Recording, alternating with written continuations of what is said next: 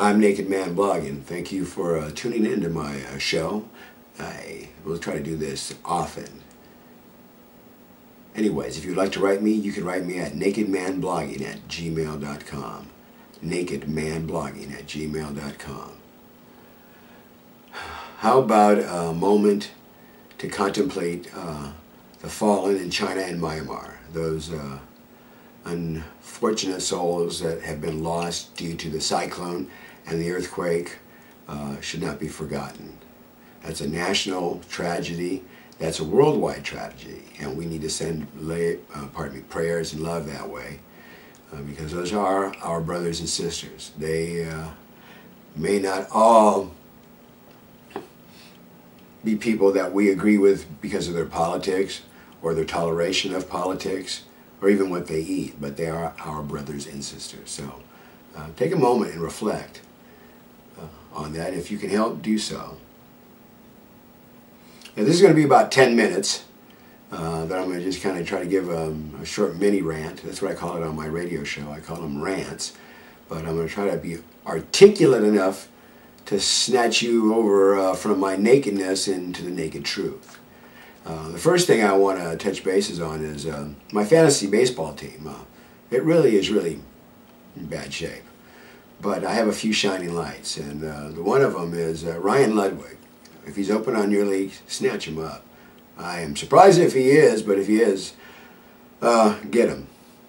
Okay, that's the end of the sports report here. You know, politics is interesting, and it's interesting for a lot of reasons. You don't always know what the end game is. It appears to be welfare of the nation, but in many cases it's about power to provide for specific groups, and whatever it takes to get that power is generally considered part and partial to the game. You know, for example, some people could say that 8 years of Bush, no matter how much money it cost, returned quite a bit of economic prosperity to the companies that supported him. I bet you if you looked at the companies that donated the biggest money to Bush, that invested in his presidency, they have profited greatly due to his policies. The next president will be able to apply that same favoritism to the companies that support him. It's going to happen. That's just the game. So when people say the presidency isn't about we the people, they're right. It's about, you know, government in itself is all about really taking care of people. And unfortunately, we tend to be the last ones on that getting taken care of us. So now we have Hillary and Obama vying for the nomination on the Democrat side of the ticket. And I wrote back in August that I didn't think Obama was the real deal. I understood he was a nice guy. Met him. He's a cool guy. But what I did not think he was is the real deal in terms of actually a candidate for the nomination. I was highly suspect that he was more a tool of the party right now to gather a large bag of votes that they could not gather with Hillary. You know, nobody likes, well, I'm not going to go that far. A lot of people do not like Hillary Clinton. And she is just not going to excite the kind of people necessary to beat whoever the Republican is. Because this country still has this kind of shell-shocked, you know, kind of semi-war footing stance going on that appeals to conservative values and the things that people like McCain will say. And then he's a guy. Hillary's a girl, Barack's a black man. Okay, Hillary's a woman. But in any case, I thought that in the end, and I wrote this, that there would be a big bag of money and a big bag of votes that the Clinton machine would be able to absorb into their candidacy for the presidency of the United States. And I think that Dean, Hillary, and Bill underestimated Obama. And now their dilemma is how to make it look like Hillary is going to be worth the nomination at the convention. That's the whole thing going on right now. That's my opinion, at least.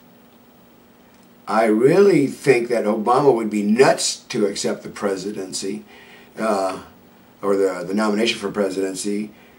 A man in the dawn of his political career would forever be stamped as the guy that couldn't fix whatever it is going to take to get fixed to make this economy more like the American dream as opposed to the American nightmare.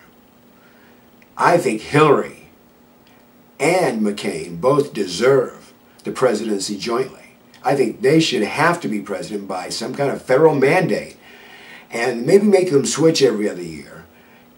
And that way, nobody on either side of Congress could complain about, oh, you know, I'm not voting for my party, because one day the Republicans are president, the next day the Democrats are president, and Hillary and John McCain, who basically have been in government long enough to be part of the problem that's here today, would get to suffer in their careers. Because, you know what, they've been there, and if they can't fix it, they should be fired for good. And then we as a people can do a few things to save ourselves in this economy. And I think what that is start driving very smartly, reduce our consumption of gasoline drastically on a personal level, and also reduce our discretionary spending. Really stop spending the money for the stuff that we really don't need. Save that money. One, you might need it to heat your house. And two, everything is going to go up. It's already going up. And some of these price increases are going to hit you by surprise. It would be better, wouldn't you say, to have a little bag of money to the side to pull out in an emergency. That's what I would do if I were you. That's what I'm doing myself, and it works. I still save a little bit of money because nobody's going to be able to fix the economy. Nobody even has a plan. And as I was starting this out with, if I was Barack Obama, I would run to the presidency as fast as I can and make it look, that's good publicity for him. It's catapulting him up the ladder. He's staying above the fray. And then let them pull their little game that they're going to pull at the convention. Let Hillary have it. Whoever runs the hardest and wins it is going to have such a project that, you know, it's not going to be a mission that anybody should be envious of. Forget our economy sucks. Right now, the world is on the edge in so many places of going to all-out war. The president is going to have a hell of a project. And if I was Obama, I would want my career to last a little bit longer than the next 4 to 8 years. You want to write me? Agree, disagree, got a comment? nakedmanblogging@gmail.com, or post a comment below. I do check comments, and if it's constructive criticism, but in any ways constructive towards the mission of this blog, I will post it. I will opt not to post just hateful banter. So, appreciate you tuning in. We are done with this segment of Naked Man Blogging. But like those other guys do, I do have a thing to say. You know, we have a lot of people serving in the military around the world, and who have served. I think is a time right now that we should acknowledge all those people every day. And if there's anything that we pony up to or demand our representatives to do, is to take care of our soldiers that have served, that are injured, in a first-class fashion. They should not have to beg, want, or borrow for the proper mental and physical health care, or have to worry about the well-being of their families because they're injured, because they served in our country. Under no circumstance should that ever be the case for the heroes of our country. Never. Say thank you to a vet when you see one. Naked Man Blogging is out of here. You can write me again at nakedmanblogging.com. nakedmanblogging@gmail.com.